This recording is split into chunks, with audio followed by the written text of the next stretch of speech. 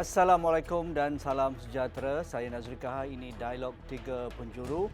Di peringkat antarabangsa, Malaysia akan memulakan tindakan perundangan antarabangsa ke atas Israel dengan memohon pendapat Mahkamah Keadilan Antarabangsa ataupun ICJ berkaitan kesan perundangan akibat dasar dan amalan Tel Aviv di Palestin selama ini, terutamanya yang termasuk di Baitul Maqdis Timur. Dan prosedur ini sudah bermula pada minggu ini. Pendapat nasihat adalah proses penting bagi memperolehi nasihat perundangan daripada ICJ, iaitu Badan Kehakiman Pertubuhan Bangsa-Bangsa Bersatu, selaras dengan artikel 96 Piagam PBB dan juga artikel 65 Statut ICJ. Dan Menteri Luar Datuk Seri Muhammad Hassan diiringi Peguam Negara Datuk Ahmad Terudin Mohamad Saleh dan beberapa orang delegasi Wisma Putra dan juga NGO dijadual menyampaikan kenyataan lisan Malaysia pada 12 tengah malam esok, iaitu pada Jumaat ini ataupun pada malam Jumaat.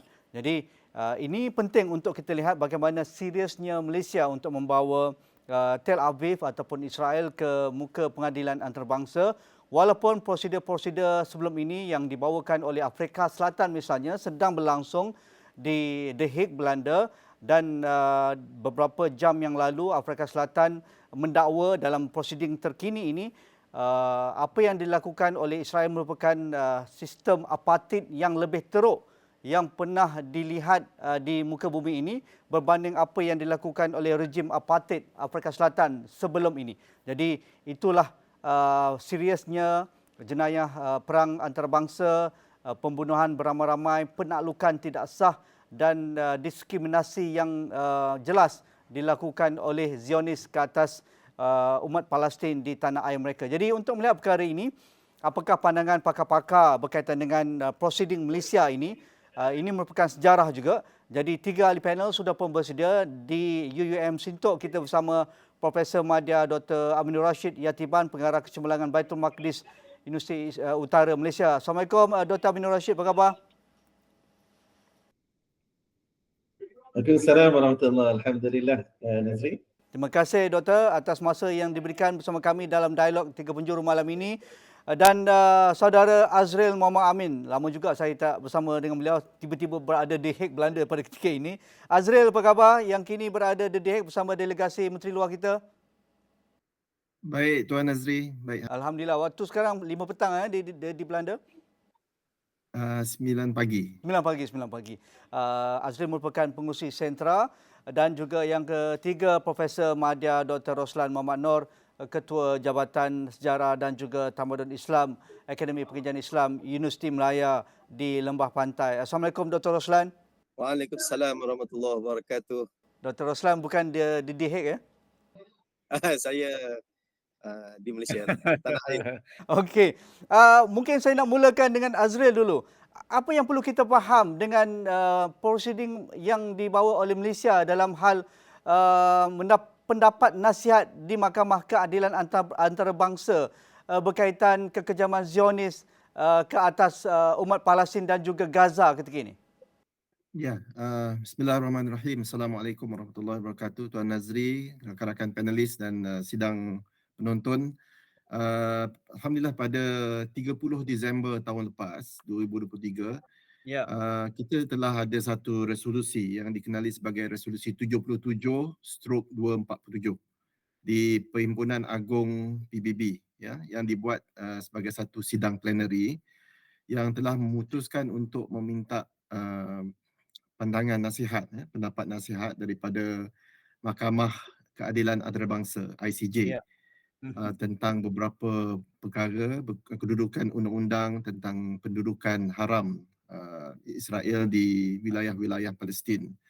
Jadi kadang-kadang bila saya tengok komen-komen di media sosial, terdapat beberapa kekeliruan. Yang ini adalah Mahkamah Keadilan Antarabangsa.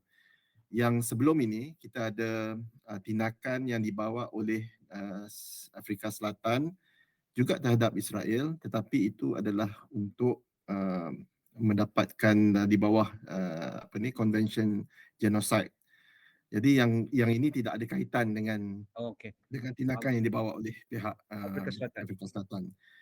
Kali ini ada lebih kurang 52 negara hasil daripada resolusi PBB itu dibawa untuk minta pendapat daripada Mahkamah Keadilan Antarabangsa, dan 52 buah negara termasuk 3 organisasi antarabangsa iaitu Liga Arab, Kesatuan Afrika dan juga OIC yang akan membuat hujahan, membuat pembentangan secara lisan untuk menyatakan pendirian mereka dan meminta supaya Mahkamah Keadilan Antarabangsa memutuskan beberapa persoalan undang-undang berkaitan dengan pendudukan haram Israel di wilayah-wilayah Palestin. Jadi dia bukan satu proceeding sebagaimana yang dipahami, ada segelintir orang yang memahami bahawa ia adalah satu tindakan undang-undang. Bukan, dia satu proses, satu proceeding untuk meminta pandangan daripada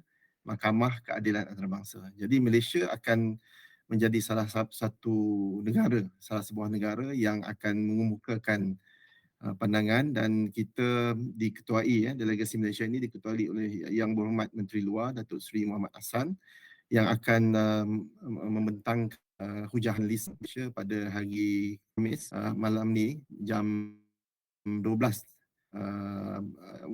Waktu di sini adalah pukul 5 petang, tapi di Okey, terima kasih. Kita nak tahu lebih lanjut apakah perkara-perkara yang akan dibentangkan oleh Malaysia dalam prosiding ini. Simpan dahulu Saudara Azril, tetapi bagi Puan-Mahdia Dr. Aminur Rashid, mengapa ini satu perkara yang penting bagi Malaysia dalam dasar luar menyokong perjuangan rakyat Palestin sejak sekian lama, dan mengapa ini juga membuktikan bahawa kita melakukan semua perkara dalam semua platform antarabangsa dan juga platform multilateral untuk mengutuk sebarang aksi-aksi kekejaman Israel ke atas rakyat Palestin. Okey, terima kasih Tuan Nazri. Dalam membincangkan berkenaan mengapa dan signifikannya Malaysia terlibat di dalam sesi pendengaran awam ini, yang sebagaimana dijelaskan oleh saudara Azril tadi berkenaan asas ataupun latar belakang kepada sesi pendengaran awam ini, dan Malaysia terlibat bersama dengannya. Secara asasnya kita perlu faham bahawa ini merupakan satu sesi ataupun suatu pendekatan yang berbeza daripada apa yang diusahakan oleh Afrika Selatan sebelum ini berkenaan genosid ataupun dakwaan pembunuhan beramai-ramai yang dilakukan oleh rejim haram Israel. Yang di sini saya melihat ia sebagai suatu langkah dan juga suatu usaha yang diharapkan membawa kepada suatu penyelesaian jangka panjang. Okay. Dengan sebab itu diusahakan untuk mendapat advisory opinion daripada ICJ, iaitu pendapat nasihat. Walaupun kita faham bahawa the outcome daripada pendapat nasihat ini adalah di dalam bentuk yang tidak mengikat. Namun begitu, bagi saya setiap apa jua langkah yang boleh diambil bagi menghentikan kekejaman yang dilakukan oleh rejim haram Israel, dan dalam masa yang sama mengusahakan, walau mungkin kesannya adalah sedikit sekalipun, kepada perjuangan pembebasan Palestin, kita perlu untuk bersama dengannya. Ia menggambarkan konsistensi Malaysia di dalam usaha untuk memastikan kekejaman yang dilakukan oleh Israel dapat dihentikan dengan apa cara sekalipun, dan dalam masa yang sama pembelaan kepada nasib rakyat Palestin, kepada negara Palestin yang berdaulat dapat untuk diteruskan dengan apa jua saluran yang ada. Dan dalam hal ini saya kira penyertaan Malaysia bersama dengan 52 buah negara di dalam sesi pendengaran awam ini akan ada impaknya. Yang perlu untuk difahami bahawa sekurang-kurangnya dia akan memberikan suatu impak dari sudut politik, tekanan politik, menggambarkan bagaimana majoriti negara-negara yang terlibat ini adalah komited di dalam menyatakan bahawa telah berlaku pencabulan undang-undang antarabangsa dan juga telah berlaku diskriminasi secara sistematik apartheid, ya, di dalam bentuk yang sangat kejam dan zalim, yang semua pihak sepatutnya perlu untuk mengambil peranan bagi menghentikannya. Dan dia akan dilihat bahawa mereka yang tidak bersama di dalam usaha ini sebagai pihak yang sangat-sangat terasing ataupun isolated di dalam hal menangani kezaliman yang dilakukan oleh rejim haram Israel ini. Begitu. Menarik. Ini sebagai satu premis untuk kita mulakan perbincangan daripada Dr. Abdul Rashid. Tetapi bagi pakar sejarah dan bagi pakar pengkaji tamadun Islam, Dr. Roslan, mengapa kita perlu faham bahawa kewujudan negara haram Israel memang bertentangan dengan semua perjanjian-perjanjian negara bangsa yang moden. Begitu juga kewujudan Zionis juga bertentangan dengan penaklukan, pengusiran dan juga wilayah-wilayah yang diduduki secara haram dan mengusir keluar penduduk asal Palestin di tanah-tanah yang mereka miliki itu. Jadi mengapa kita perlu faham ini, dan sebab itu Malaysia dan negara-negara lain termasuk 3 badan antarabangsa itu membawa pendapat nasihat di ICJ kali ini. Ya, Saudara Nazri, ini satu persoalan yang penting untuk kita fahami bersama, ya, latar belakang kenapa kita perlu faham berkaitan dengan isu ini, di mana pembentukan negara Israel itu sendiri adalah ditubuhkan di atas tanah milik rakyat Palestin, ya.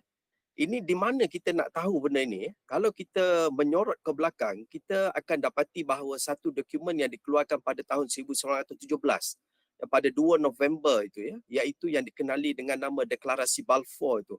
Dalam Deklarasi Balfour itu jelas menyatakan bahawa mereka akan menubuhkan ataupun bersetuju untuk menyokong satu gerakan untuk menubuhkan di Palestin a national home for the Jewish people, satu negara bagi bangsa Yahudi ini. Jadi di situ kita melihat bahawa tanah asal rakyat Palestin ini digunakan ataupun diambil untuk dijadikan sebuah negara bagi rakyat Israel itu sendiri. Dan berlaku beberapa siri selepas pada penubuhan negara haram Israel ini pada tahun 1948, berlaku beberapa siri konflik, peperangan dan sebagainya, di mana Israel mengilhakkan beberapa lagi kawasan-kawasan yang cuba untuk diambil oleh Israel ini untuk dijadikan negara mereka. Antaranya adalah Sinai, antaranya adalah Golan Heights, ya. Golan di Syria, ya, dan itulah termasuklah kawasan yang menjadi rebutan utama lah pada saya, sehingga mereka melakukan pelbagai tindakan untuk menguasai Palestin ini, iaitu status East Jerusalem. East Jerusalem ini sebenarnya yang menjadi rebutan. Dan kenapa Israel menyerang Gaza? Kerana rakyat Gaza berjuang untuk mempertahankan hak mereka, terutamanya adalah yang berkaitan dengan East Jerusalem ini, di mana di dalamnya terdapat Masjid Al-Aqsa. Ya.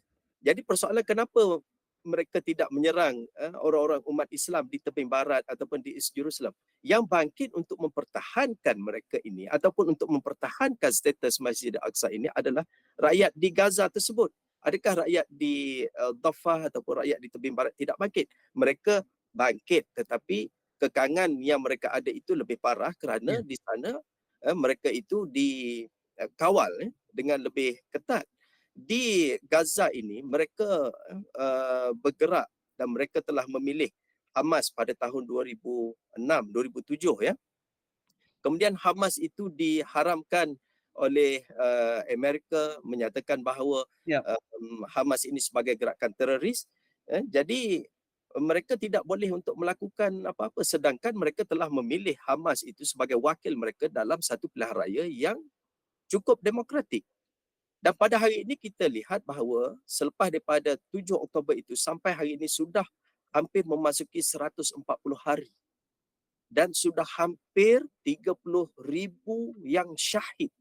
Saya ingat tidak ada perkataan yang boleh kita gambarkan lagi. Kita mengatakan mereka melakukan genosid. Kita mengatakan mereka melakukan systematic apartheid.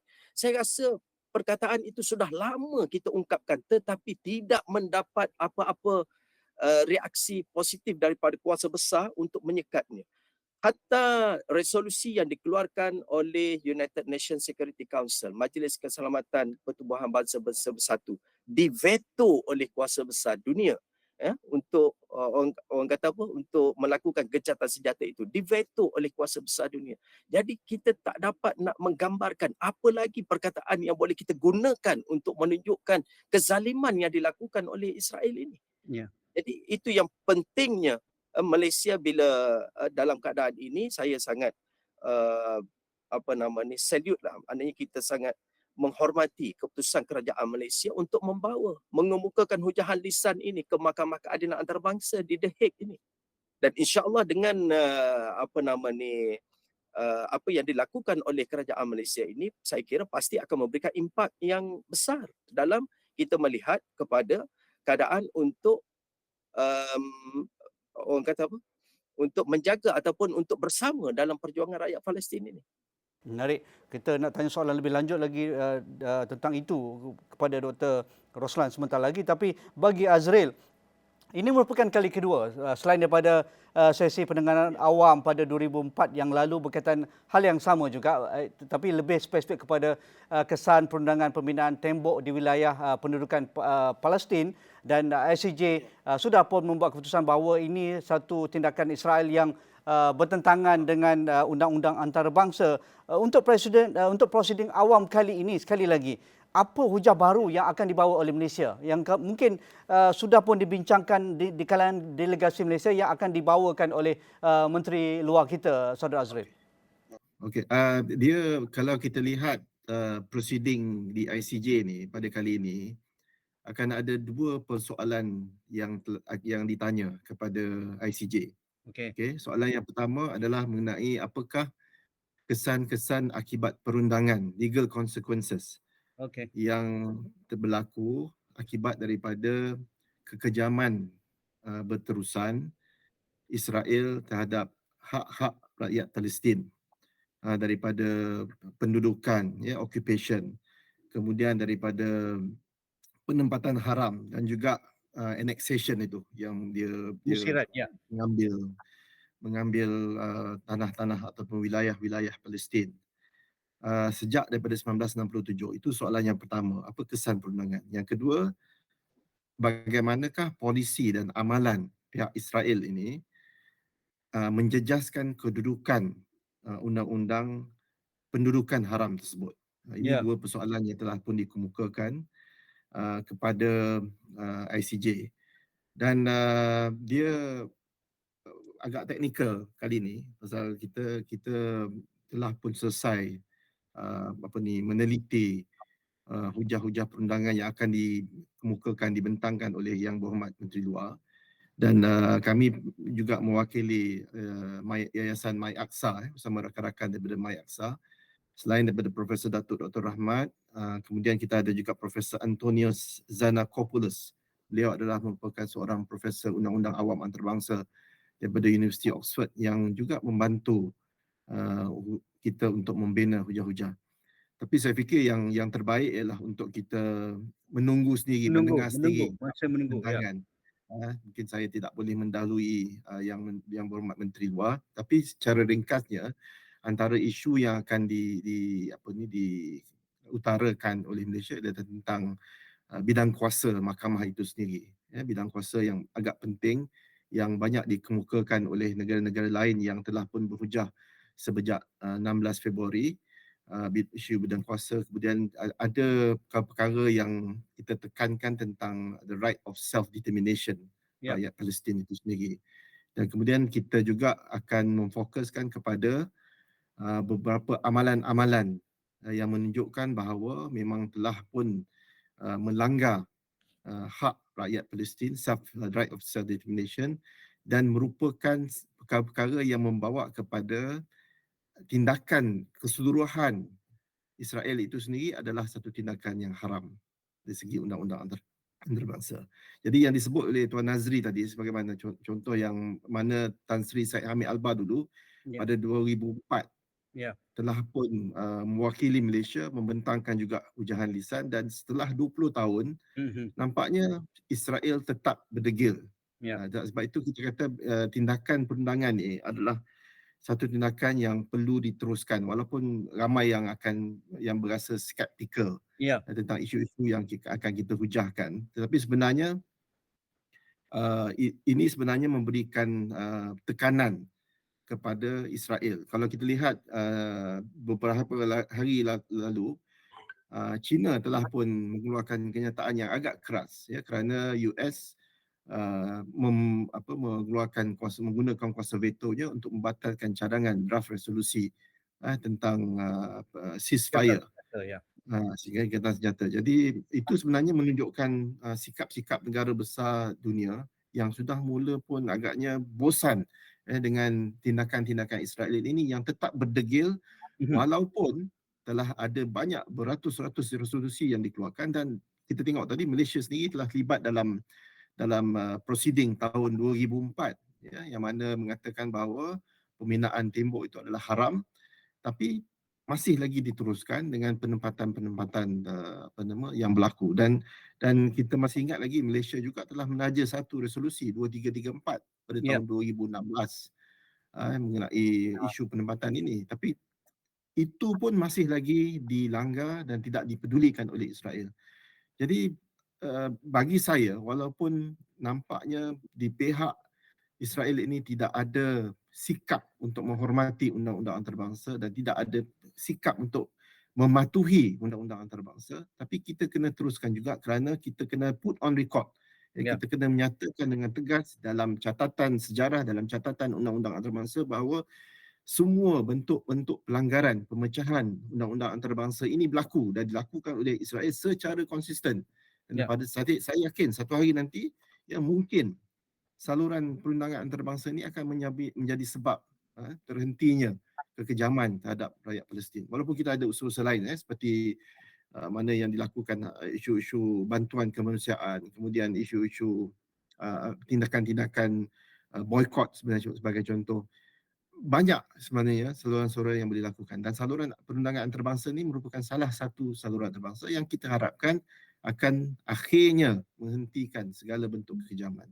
Ya, Azri mungkin nak tambah sedikit soalan-soalan saya berkaitan dengan hujah yang akan dibentangkan oleh Yang Berhormat Menteri Luar pada malam besok,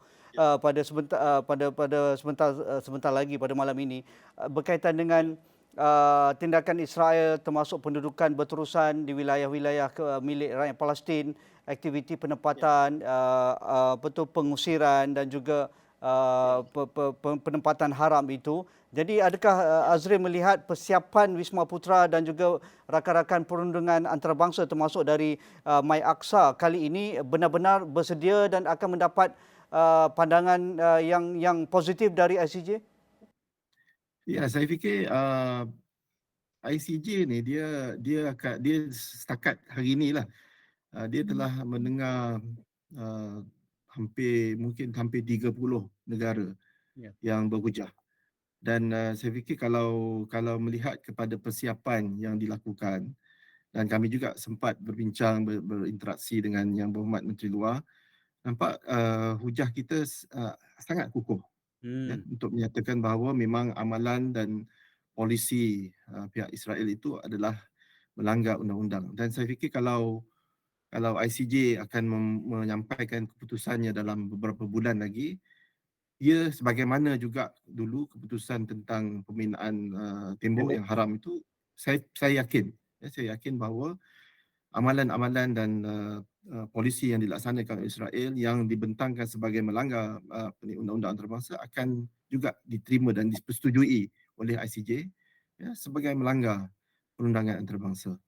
Saya fikir pasal kita meneliti juga, kita mengikuti proceeding di ICJ tentang negara-negara lain macam Saudi Arabia, Bangladesh dan banyak negara-negara yang senada dengan cuma saya fikir hujah yang akan dikemukakan oleh Yang Berhormat Menteri Luar nanti akan lebih memperkukuhkan lagi tentang apa perkara yang telah dilanggar oleh Israel ini.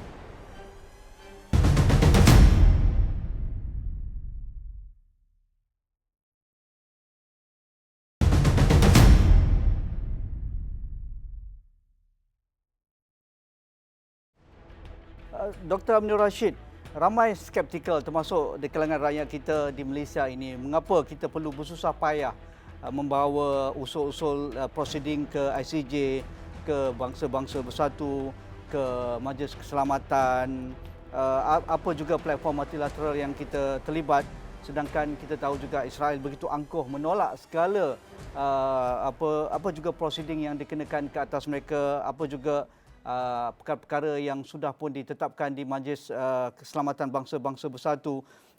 Mengapa tidak hantar askar saja serang Israel?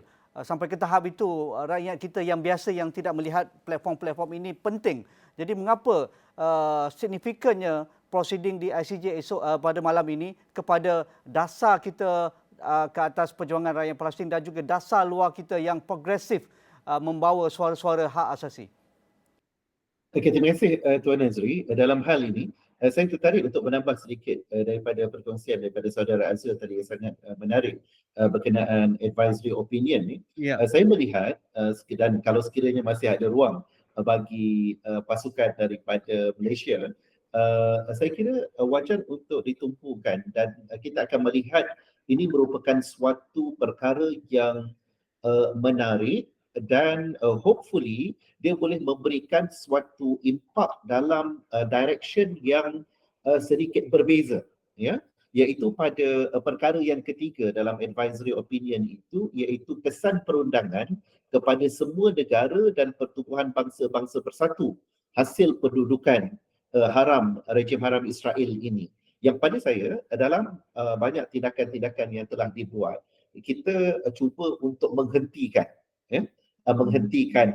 kezaliman, kekejaman yang dilakukan oleh rejim haram Israel. Tapi dalam masa yang sama, advisory opinion yang ketiga ini dia memberikan tumpuan kesan kepada negara-negara lain, termasuk negara Malaysia, negara-negara yang saya kira mempunyai hubungan diplomatik dengan Israel dan sebagainya, bahawa ini merupakan suatu jalan lain bagaimana sepatutnya negara-negara ni bila menyedari dan mengambil keputusan serta advisory opinion daripada ICJ bahawa memang apartheid itu berlaku, memang kezaliman itu berlaku, pembunuhan beramai-ramai itu berlaku, penafian hak kepada warga Palestin itu berlaku.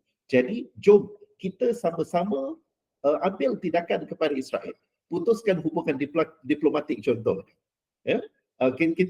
Israel tidak akan mampu untuk stand alone ataupun hanya berharap kepada Amerika Syarikat, tetapi akan bergantung juga kepada negara-negara lain. Secara jujurnya, kita melihat, kalau tengok kepada senarai negara-negara yang unfortunately masih lagi supply oil and gas, minyak, tenaga kepada rejim haram Israel ini adalah negara-negara, termasuk negara-negara umat Islam, to be perfectly honest, yang terlibat dengannya, antaranya Kazakhstan, Azerbaijan, Turki sebagai, so that kalau sekiranya negara-negara ini, termasuk negara Malaysia dan negara-negara lain, kalau kita mengambil contoh 52 buah negara ini mengambil keputusan untuk mengambil tindakan memutuskan ataupun menghentikan apa-apa juga supply kepada Israel, saya berkeyakinan bahawa dia akan memberikan impak besar kepada Israel.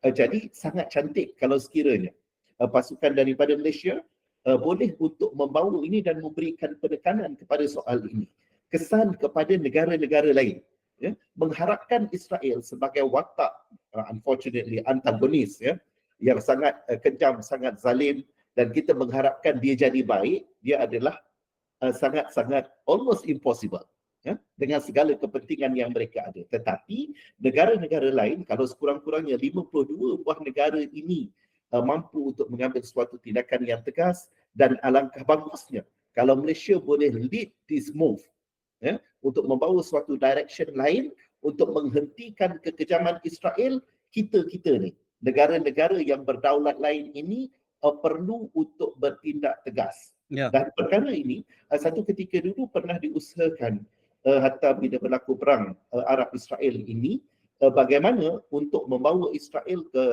meja perundingan adalah dengan embargo bekalan minyak kepada rejim haram Israel, dan ini pernah dilakukan oleh Al-Malik Faisal satu ketika dulu. Maknanya ada jalan lain yang boleh diusahakan selain mengharapkan Israel tunduk dan jadi baik. Wallahu a'lam.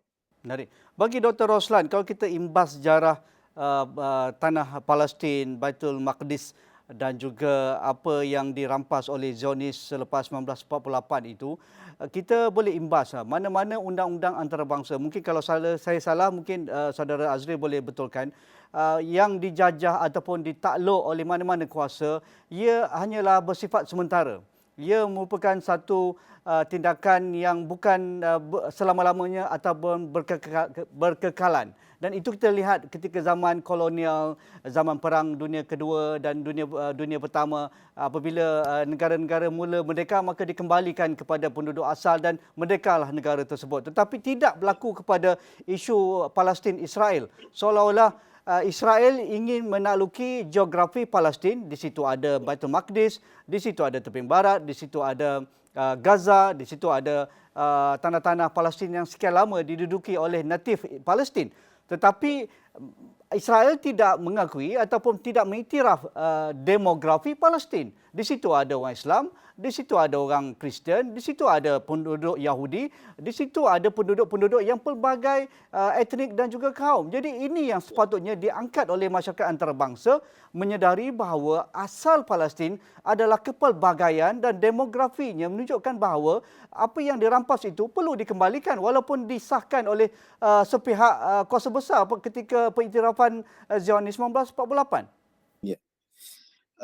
Pada saya tengok apa yang dilakukan oleh Israel ini, mereka memang tidak mengenang jasa umat Islam sebenarnya.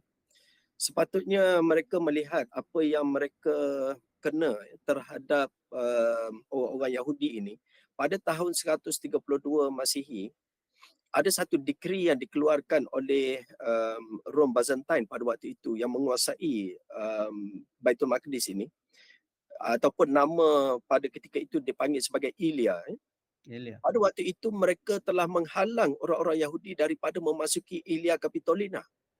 No Jews should be allowed to enter Ilia Capitolina. Itu pada tahun 132 Masihi.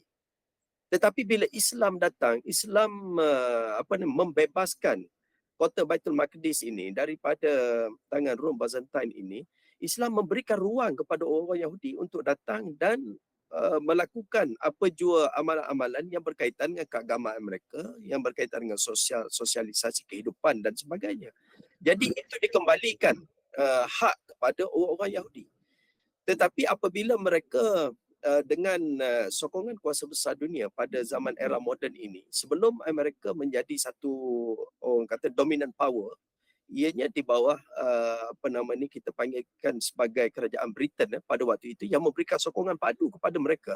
Bila sokongan padu itu pergerakan Yahudi ini didokong oleh kuasa-kuasa besar yang bermula dengan Britain kemudian beralih kepada Amerika Syarikat dan tetap menyokong perjuangan mereka, mereka menjadi angkuh. Dan ini ialah yang saya lihat bahawa yang digambarkan dan kabiro, uluwan kabiro. Mereka itu sombong, angkuh, takabur. Ini dinyatakan dengan jelas bahawa inilah sikap mereka yang mereka tunjukkan sekarang ini. Pada zaman era Perang Dunia yang Kedua itu, mereka dibantai oleh orang-orang Nazi, orang Jerman. Dan juga sebahagiannya mungkin di Rusia. Tetapi sekarang ini mereka menjadikan umat Islam sebagai mangsa. Dan kalau kita tengok, kita menyorot kepada sejarah ini, banyak lagi perkara yang kita boleh lihat. Dan saya suka juga untuk menyatakan bahawa apa jua resolusi-resolusi yang dikeluarkan seperti yang disebutkan oleh saudara Azri tadi, Dr. Amin tadi, mereka itu nampaknya tidak mematuhi sebarang bentuk resolusi untuk mewujudkan keamanan dan perdamaian di Timur Tengah. Kita boleh lihat macam-macam bentuk resolusi yang dikeluarkan, macam-macam pelan perdamaian yang dikeluarkan, antaranya untuk mewujudkan resolusi. Kalau dulu ada resolusi yang disebutkan sebagai two-state solution. Kita pernah juga berbincang berkaitan dengan sama ada kita pergi two-state solution atau one-state solution.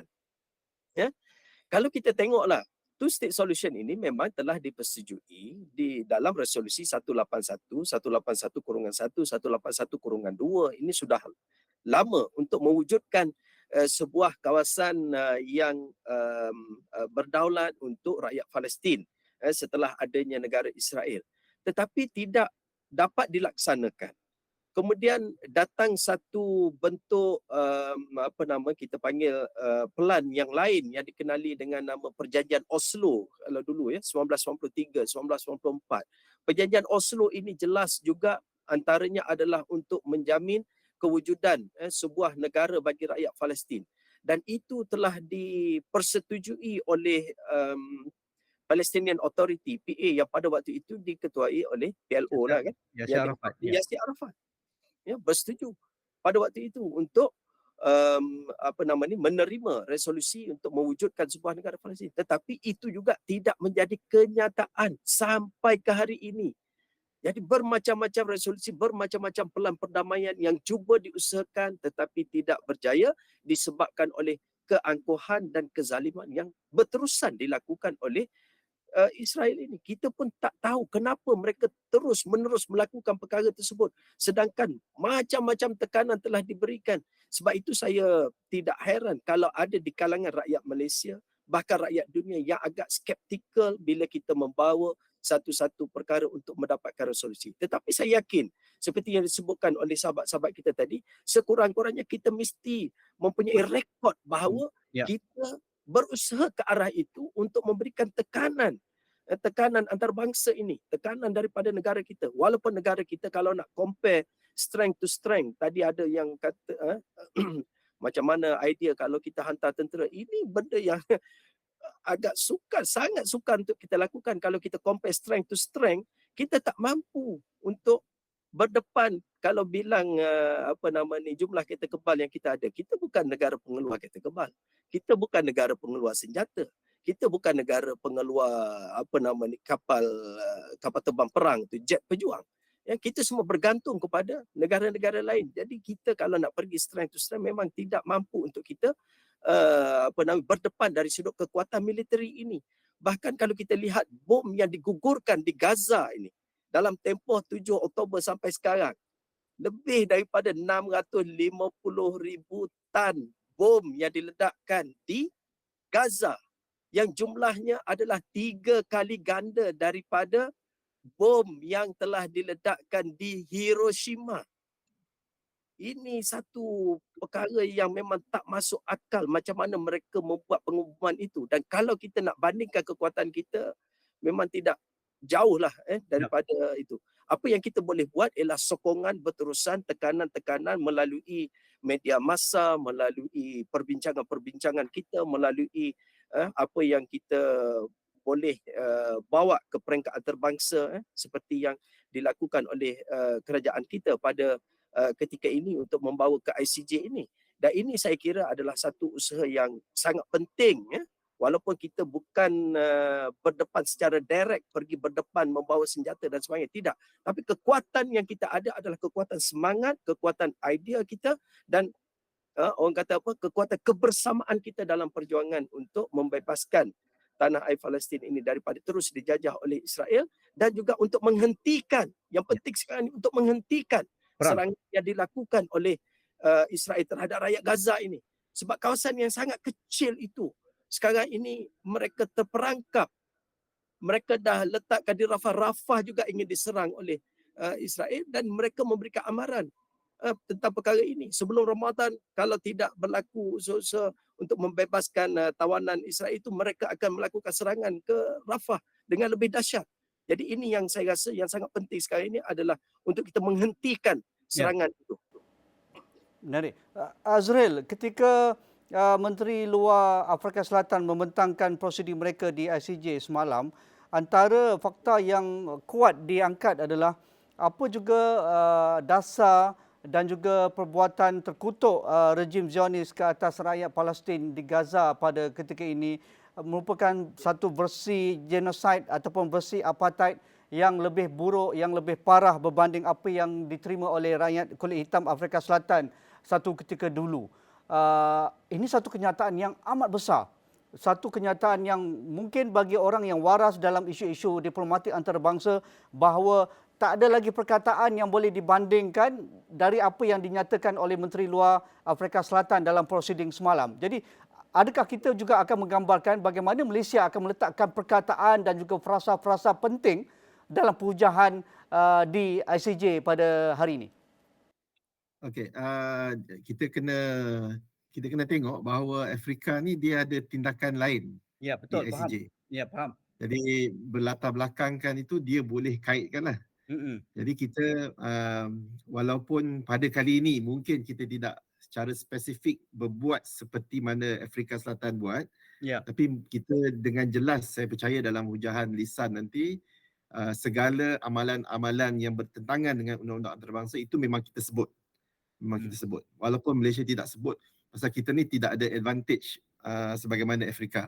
Dan sebenarnya malu saya sebagai warga negara Muslim, tak ada negara OIC yang ke depan dalam hal ini di peringkat ICJ. Yang ada Afrika Selatan, dan mereka ini sebenarnya mengambil iktibar daripada apa yang mereka telah lalui sendiri, apartheid. Dan sebab itu dia boleh kata bahawa apa yang dilakukan oleh Israel terhadap Palestin pada ketika ini adalah lebih teruk daripada apa yang pernah mereka lalui, apartheid sistematik. Tapi cuma tadi yang disebut oleh Dr. Aminah Rashid pasal apa nama ni negara-negara lain ya, kesan perundangan terhadap negara lain, itu satu perkara yang menarik yang juga disebut oleh Dr. Ruslan. Negara-negara lain sepatutnya merasakan bahawa mereka terkesan dengan hal ini. Kerana saya tengok kita ada prinsip sebagai contoh prinsip erga omnes. Erga omnes ni satu istilah Latin, iaitu in relation to everyone. Maknanya kita ada tanggungjawab. Sebuah negara itu undang-undang antarabangsa ada tanggungjawab terhadap negara-negara lain. Apa yang dilakukan oleh Israel itu dia sebenarnya perlu dilihat sebagai berkaitan dengan obligasi dia terhadap negara-negara lain. Jadi sebab itu negara-negara lain kalau keputusan ataupun pandangan nasihat yang dikeluarkan dengan ICJ nanti pastinya akan juga melihat kepada isu ini seperti mana yang disebut oleh Dr. Aminur Rashid tadi. Dan saya fikir sekeras mana pun Tuan Nazri, sekeras mana pun istilah atau perkataannya, yang penting sekarang masyarakat dunia semua menunggu-nunggu apa tindakannya. Apa tindakannya. Jadi saya fikir kita kena meneruskan juga lobby dari sudut perundangan ini kerana saya melihat mungkin kalau ada keputusan-keputusan di peringkat ICJ, katakan contoh Afrika Selatan boleh menamatkan ataupun meneruskan dengan tindakan yang satu lagi, dan kita juga ada pandangan ataupun ni negara-negara dunia boleh, anggota PBB boleh pulangkan balik semula tugas ini kepada Perhimpunan Agung Bangsa-Bangsa Bersatu UNJA. Pastinya sebarang keputusan akan pergi balik ke Majlis Keselamatan Bangsa-Bangsa Bersatu UNSC, dan pastinya akan Amerika ataupun mana-mana negara P5 itu boleh melakukan veto untuk menolak sebarang tindakan susulan. Tapi kita ada juga resolusi artikel 377 dalam Charter UN Charter itu, yang mana boleh kita mendapatkan satu persetujuan daripada negara-negara pertubuhan bangsa-bangsa bersatu untuk melakukan tindakan-tindakan yang spesifik. Dan inilah masuknya tindakan ketenteraan sebagai contoh, ataupun economic sanction, ataupun sekatan dagangan, ataupun tindakan-tindakan yang lebih spesifik yang akan menyebabkan Israel terpaksa menghentikan kezaliman dan juga segala pelanggaran hak asasi manusia dan juga penganiayaan, penzaliman kepada rakyat Palestin. Di peringkat itu saya fikir kita akan dapat melihat tindakan yang lebih signifikan daripada sekadar laungan retorik bahawa ini adalah genosid. Kerana genosid kita tahu, even bekas Presiden Persatuan Genosid Amerika, Profesor George Stanton, dia ni adalah tokoh yang mengeluarkan 10 tahap genosid. Ya, bagaimana kita nak tentukan bahawa satu-satu tindakan itu merupakan genosid. Jadi Profesor Jerry Stanton ni telah pun menggariskan ada 10 tindakan, dan Israel dah buat 11 saya ingat. Dah buat 12, dah buat 13 dah. Dah terlampau teruk sangat dah. Ya, dan dia ni disokong oleh negara-negara seperti Amerika Syarikat dan juga Britain. Negara-negara Eropah sebenarnya menjerit-jerit melaung-laungkan tentang hak asasi manusia, tetapi bila sampai ke isu Palestin ini, kenapa mereka melakukan double standard? Kenapa mereka mendiskriminasi bayi-bayi dan juga wanita-wanita Palestin yang banyak dibunuh dan dizalimi dengan sewenang-wenangnya?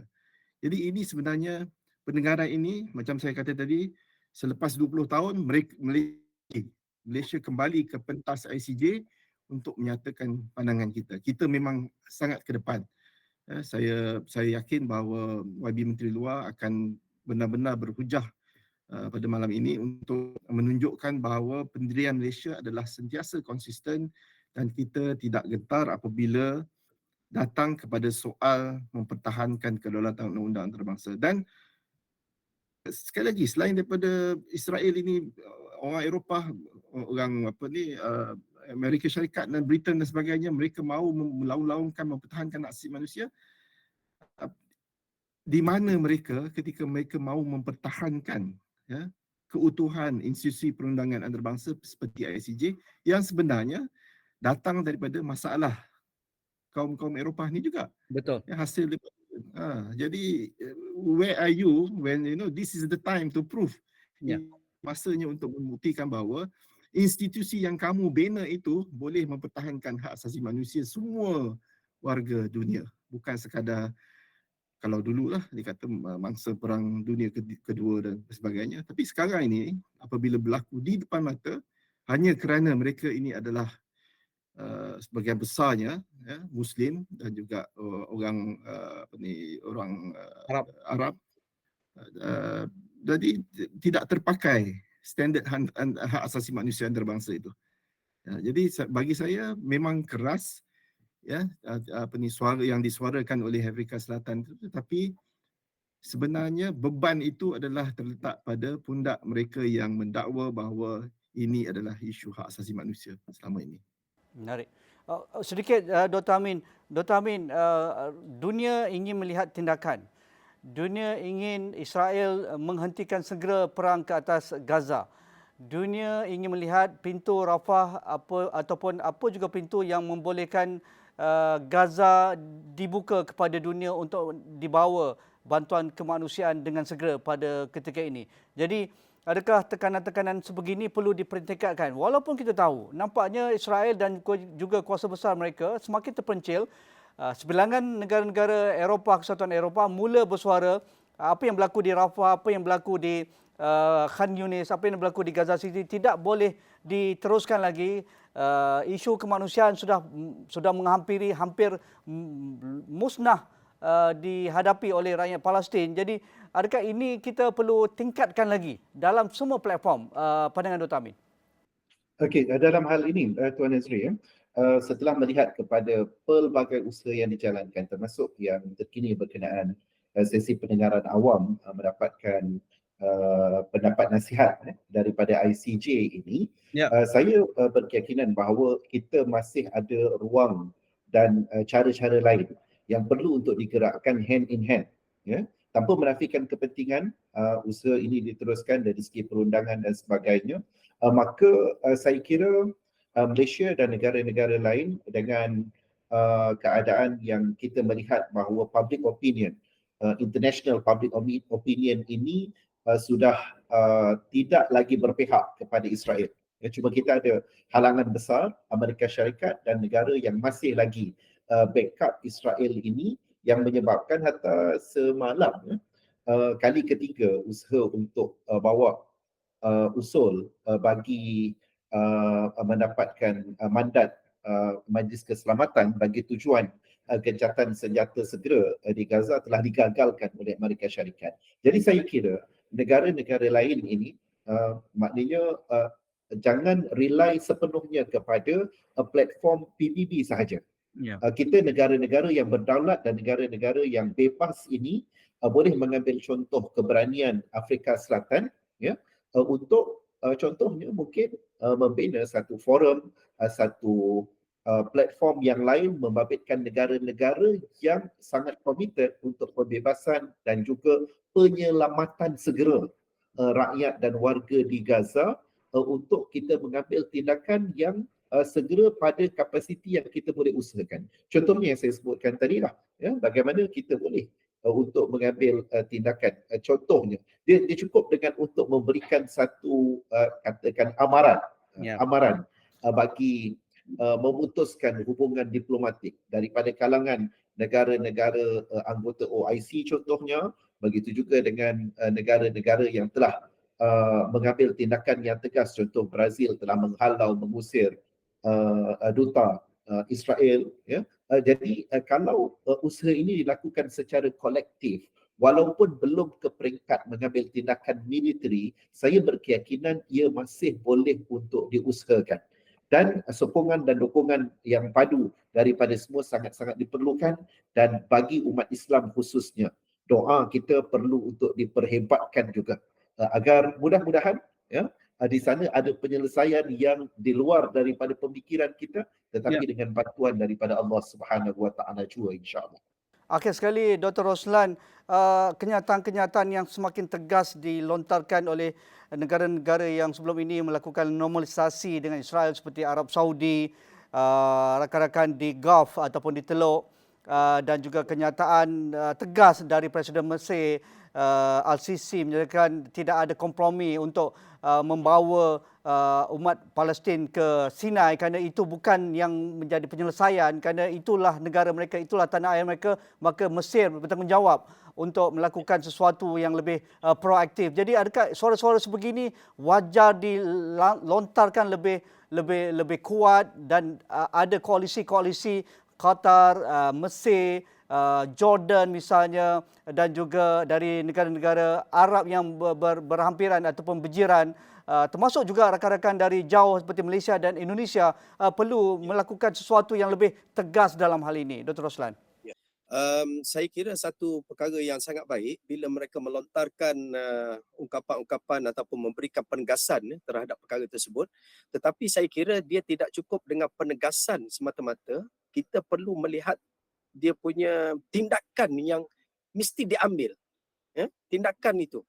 Jadi kalau negara-negara berjiran ini sebenarnya negara yang sangat influential, yang sangat berpengaruh dan mempunyai sumber yang banyak yang boleh digunakan sebagai medium untuk kita melakukan proses negosiasi, ya.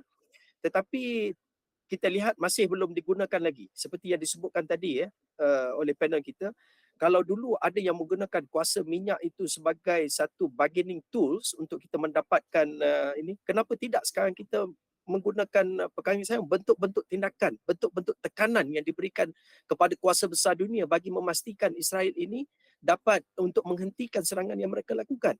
Dan disebutkan oleh Tuan Nazri tadi berkaitan dengan normalisasi ini, saya rasa sepatutnya negara yang mengadakan normalisasi dengan Israel ini sekarang ini berani untuk menarik balik. Ya. Tarik balik normalisasi itu. Bagi penegasan ini. Menunjukkan isyarat yang jelas kepada mereka, kepada Israel, bahawa normalisasi kalau mereka bersetuju ataupun kalau mereka tidak memberikan ruang kepada kewujudan ataupun mengembalikan hak-hak asasi kepada rakyat Palestin ini, maka sebarang bentuk perjanjian normalisasi dengan Israel itu terbatal ataupun dibatalkan, ditarik. Kenapa kita masih lagi nak berpegang kepada Abrahamic Accord? Dia ni strategi yang bagus, ya. Mereka gunakan perkataan Abrahamic Accord, perjanjian Ibrahim. Mereka nak menarik perhatian kuasa-kuasa Arab ini bahawa Nabi Ibrahim itu adalah pemula kepada 3 agama Samawi, ya, ataupun yang bapa kepada agama Samawi ini. Jadi kenapa tidak kita datang bersama? Tapi dalam keadaan ini kita melihat bahawa ianya tidak memberikan apa-apa untuk rakyat Palestin. Tidak ada perkara yang menguntungkan dalam hal tersebut. Jadi sekarang ini adalah waktu kalau boleh kita juga memberikan tekanan supaya Abrahamic Accord itu diputuskan langsung oleh negara-negara yang melakukan Abrahamic Accord ini. Antaranya Bahrain, antaranya UAE, Sudan, walaupun mereka bersama, tapi nampaknya Sudan pun tidaklah stabil. Tapi saya kira negara-negara teluk ini, negara-negara teluk ini yang pada saya banyak memberikan ataupun mempunyai kekuatan Leverage untuk mereka lakukan perkara ini. Dan saya lihat tindakan-tindakan yang selain yang disebutkan oleh ahli panel kita tadi, kita sebenarnya kekurangan dari sudut orang yang melakukan lobby dengan kuasa besar dunia ini. Ya. Ada di Amerika Syarikat, pelobi utama Yahudi itu di bawah apa yang dipanggil sebagai AIPAC. Ya. AIPAC itu sentiasa memberikan lobby. Termasuklah calon-calon presiden yang ingin bertanding mesti memberikan ucapan dalam persidangan mereka dan memberikan sokongan terhadap negara Israel. Kenapa tidak ada pelobi ataupun kelompok lobby lah daripada masyarakat Islam? Saya rasa boleh kita usahakan perkara ini dengan kekuatan-kekuatan yang ada daripada negara-negara jiran, negara teluk ini untuk kita memastikan perkara tersebut. Itu yang pertama. Yang kedua, tindakan dari sudut ekonomi ini mesti diteruskan. Kita tahu bahawa kesan kepada boycott, divestment and sanction ini sangat ditakuti oleh Barat. Sangat ditakuti oleh mereka. Jadi kita kena memberikan penekanan kepada ini. Jangan ada di kalangan masyarakat kita yang rasa sudah fed up ataupun sudah putus asa dengan perkara ini. Jadi tindakan berterusan mesti dilakukan agar kita melihat bahawa kesan-kesan itu akan memberikan impak yang besar dalam perjuangan untuk pembebasan negara. Yang ketiga, saya kira kita kena teruskan memberikan sokongan. Ada baru ni yang menyatakan bahawa Hamas apa semua ini menjadi satu isu di dalam negara kita. Kita lihat begini, Hamas ini memperjuangkan pembelaan kepada masyarakat Gaza, masyarakat Palestin. Mereka pada hemat kita bukan seperti mana yang dilihat oleh Barat.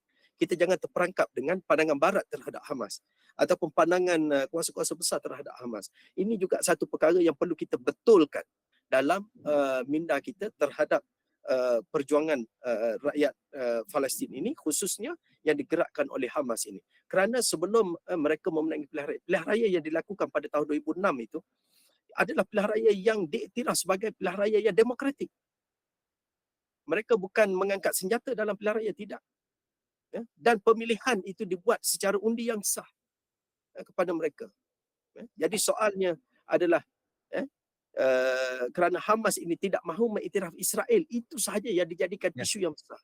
Jadi ini kita kena kembalikan minda kita supaya jangan kita terperangkap dalam kerangka pemikiran kuasa besar ataupun orang yang cuba untuk menjatuhkan perjuangan mereka. Terima kasih Prof. Dr. Muhammad Roslan Muhammad Noor, Ketua Jabatan Sejarah dan juga Tamadun Islam Akademi Pengajian Islam Muslim Melaya. Terima kasih Dok atas pencerahan. Terima kasih Azril di The Hague, Belanda bersama delegasi Malaysia yang akan bersama Yang Berhormat Menteri Luar kita yang akan berucap dalam sesi ICJ sebentar saja lagi, dan saudara Prof. Madya Dr. Aminur Rashid Yatiban, pengarah Institut Kecemerlangan Pengajian Batul Maqdis Ghazali Syafi'i Graduate School of Government Universiti Utara Malaysia. Jadi itu saja malam ini bersama saya Nazri Kahar dalam Dialog 3 Penjuru. Assalamualaikum, insya-Allah kita jumpa lagi.